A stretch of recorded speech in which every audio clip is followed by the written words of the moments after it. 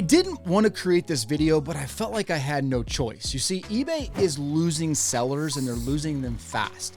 Over the last few months, you may have seen more and more resellers shutting down their stores, yanking their inventory, and running for the exits. Why? Before you go blowing up your own eBay account, let's break down what's really happening and whether eBay is still worth it in 2025. My name's Ty Wilson. I host a show called Chasing Cardboard, and I've been reselling sports cards on eBay for the past 20 years. Now, look, there is a lot of eBay buzz around YouTube right now because many prominent resellers are quitting eBay altogether. And it's not just a couple of people, it's entire communities of resellers that are moving their inventory onto other platforms. Maybe you've seen some of these videos recently. And the most intriguing part is that many of these sellers are folks that have been pretty successful on eBay for years. They are seeing a strong enough reason to shut down their stores and focus on other avenues to sell their inventory. If you're a seller yourself or maybe considering it, you might be getting a little concerned and second guessing if eBay really is the online marketplace that it once was. Let's break this down together and start by clarifying some of the reasons that eBay is rubbing people the wrong way. Number one is eBay fees. This cuts really to the heart of most people's issues. I mean, look at this trend of eBay fee structure over the past 10 years. It's tough. I mean, obviously everyone knows that you have to pay to sell on the eBay platform, but every year it gets a little tougher. And this graph is just showing the advertised listing fees to simply sell an item without any bells and whistles. Final value fees have increased by over 40% in 10 years. But that's not all. What it's not showing are the additional fees that get clouded in all of the numbers. You see, many times you have to pay an insertion fee.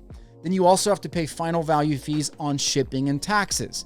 There are payment fees potentially through PayPal or eBay managed payments. And maybe the most frustrating fee is that in order to actually sell some of your items, there is the reality that you have to advertise or promote these items across eBay. In some categories, this can add another 5 to 10% to the overall final value fee, and it can add up quick. And if you're not paying attention, it's not uncommon to pay a combined 20+% to sell your items on eBay. This is just the current reality, and many sellers are tired of it and frankly not able to make the numbers work for their business. I get it. The second reason is tied directly to that advertising, and it centers around promoted listings and the overall eBay algorithm. It is a frustrating game to get attention on your items. Once eBay opened up the possibility of sellers paying to move to the top of search results, it effectively handcuffed the value of their Cassini algorithm.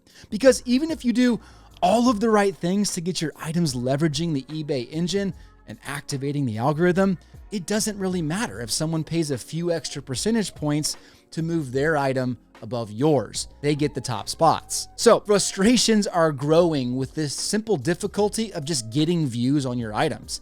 It's become very much a pay-to-play game and has highly influenced the way the eBay algorithm seems to push items to buyers.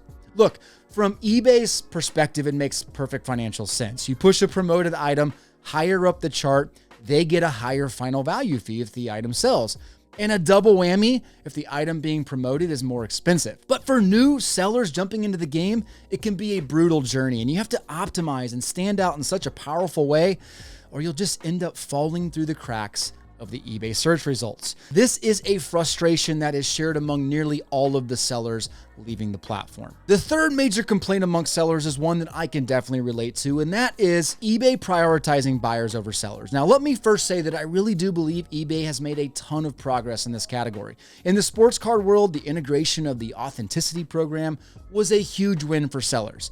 And for all of the frustrations of eBay standard envelope, which I voiced, that was still a huge win for sellers. They are also trying to introduce programs to support a growing number of larger sellers. So I give them credit, but there is still a very common theme among sellers, frustrated or not, that they just simply don't believe eBay really has their back. And I can share in that sympathy because I've dealt with many situations where eBay just didn't fight for me. eBay is truly still a breeding ground for scams. Buyers can do things with your items, and if they play the game right, sellers get stuck with the bill, especially in the sports card / hobby world. I don't need to dive into these specifically, but if you're a seller, you know. You got returns and disputes. You got items not as described. You got chargebacks, switching items on return, etc. There's many items that just end up falling back on the seller and can be an extremely frustrating and time-consuming process to get handled. And to make matters worse, you could have had a situation where a buyer is a complete head case and tries everything to scan the system, and us as sellers have no way to let other buyers or sellers know about it within eBay, since you can't leave negative feedback as a seller. Why this hasn't been solved up to this point really does baffle me. Even if it's just a different category of feedback, the seller should be able to accurately review the buyer. All that to say, there are definitely some issues with buyers being prioritized over sellers. This is a painful reality. If you're going to pay up to 20% with all of the loaded fees to sell your items, then sellers expect a different level of protection, right?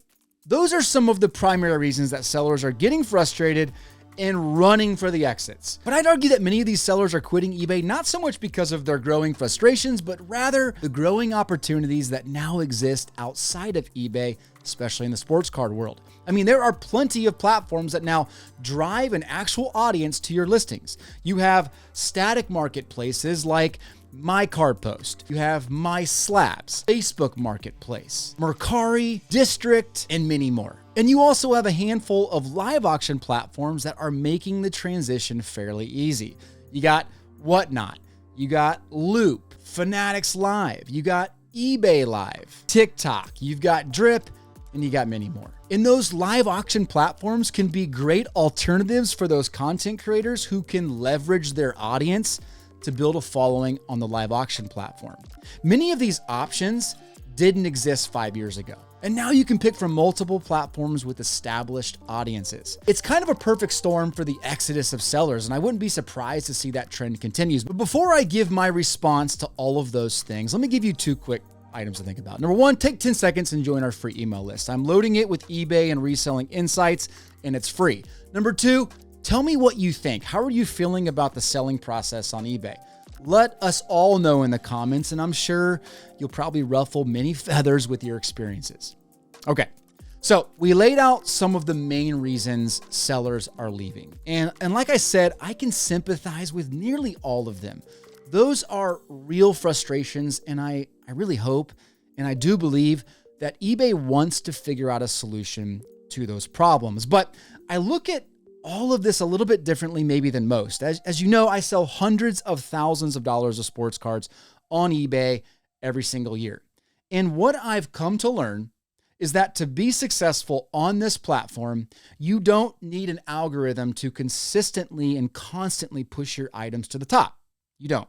You also don't need a platform to hold your hand as a seller. To be successful on eBay, you just need to understand how to build a selling process that is bulletproof. One that allows you to rinse and repeat every day for months and for years. That's right. If you build a system of selling on eBay that includes solid and repeatable sourcing, consistently good listing habits, impeccable shipping and customer service, and the commitment to do all of these over and over again, there simply is not a better platform in the world. I mean, let's put this in perspective. Last quarter, eBay had 133 million active buyers.